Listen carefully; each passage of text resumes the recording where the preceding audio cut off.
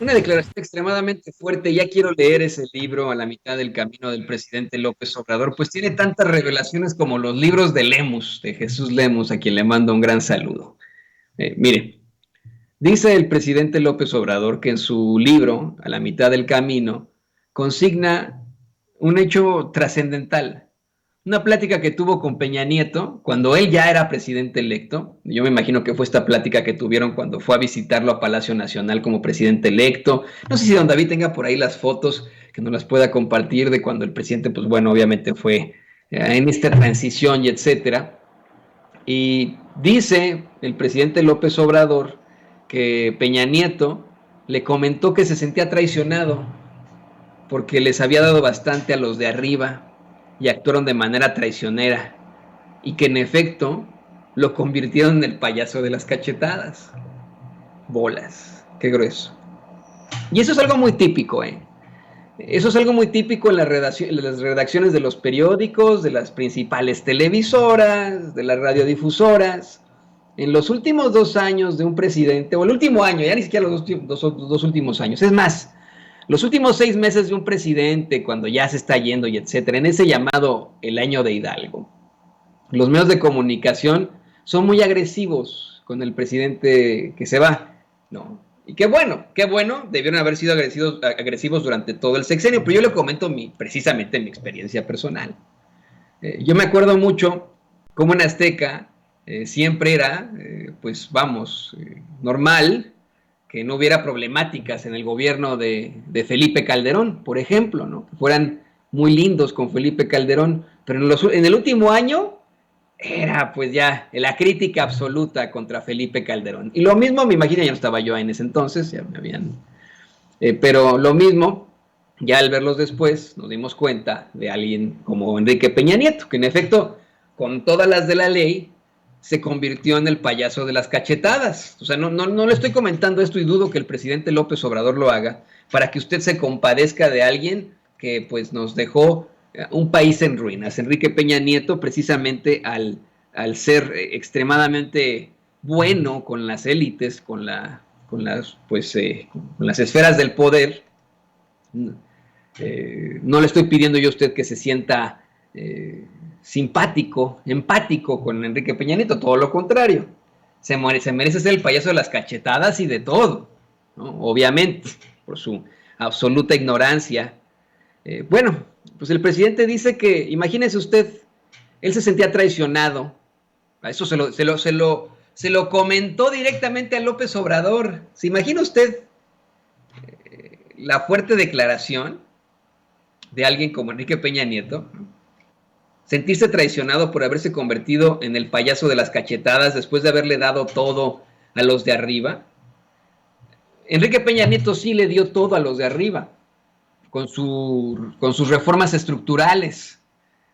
Si Salinas de Gortari comenzó en este periodo de entregar todo a los particulares, con Peña Nieto se concluyó en este paquete de reformas estructurales, en el mal llamado Pacto por México, más bien en el pacto contra México. Y al final, esos a los que les dio su lana, esos que obtuvieron también chayote, bueno, primero los empresarios, ¿no? Que obtuvieron su lana, totas a expensas de los mexicanos, y a los pseudo periodistas y voceros de estos grandes en las esferas del poder, a esos que también recibieron millones de publicidad oficial, le traicionaron, ¿no? Al hablar de lo imbécil que resultaba como presidente, por ejemplo, ¿no? Y de cómo se convierte en el payaso de las cachetadas. Y el presidente López Obrador dice, aquí la lección es, la moraleja es como si fuera Esopo, ¿eh? Como si fuera una fábula de Esopo. Aquí la moraleja, señoras y señores, la lección es, la enseñanza mayor es que hay que atender al pueblo. No invitar a comer a Palacio Nacional Enrique Krause, a Aguilar Camín, a la señora Dresser, a Claudio X González. No, no, no, no, no. Es atender al pueblo, no quedar bien con los otros. ¿Dónde está Peña Nieto hoy en día? No, mire, yo no quiero tampoco que quede esto como si Peña Nieto es un títere, ¿no? Y pobre cabrón, era una piltrafa de hombre que estuvo ahí como como un muñeco de trapo, ahí, como un calcetín que hicieron títere, ¿no? Y que él era simplemente el que firmaba. O sea, sí era estúpido y todo, ¿no? Sí tenía su ignorancia absoluta, muy inherente, pero de eso a que no tuviera algo que ver o que no estuviera consciente de lo que pasó en su sexenio, tampoco, ¿eh? Tampoco. Insisto, no, que no quede en esto como que estamos defendiendo a Peña Nieto, todo lo contrario, ni se sienta usted triste porque Peña Nieto casi se le sale la lagrimita cuando le cuenta a López Obrador que lo convirtieron al pobrecito del payaso de las cachetadas, qué bueno, ¿no? Esto es para que nos demos cuenta de las pues ratas que son en los medios de comunicación tradicionales, en la politiquería, los chacales, ¿qué digo ratas? Chacales que son unos chacales en los medios de comunicación tradicionales, estos pseudointelectuales y pseudoperiodistas, son veletas como Vicente Fox. Si el gobierno de López Obrador hubiera mantenido feliz a Vicente Fox, yo le aseguro, se lo garantizo, se lo firmo, si le hubiera mantenido su pensión, le hubiera ofrecido tal vez algo en el gobierno a Vicente Fox y etcétera, hoy sería, híjole, el izquierdista más recalcitrante que existe.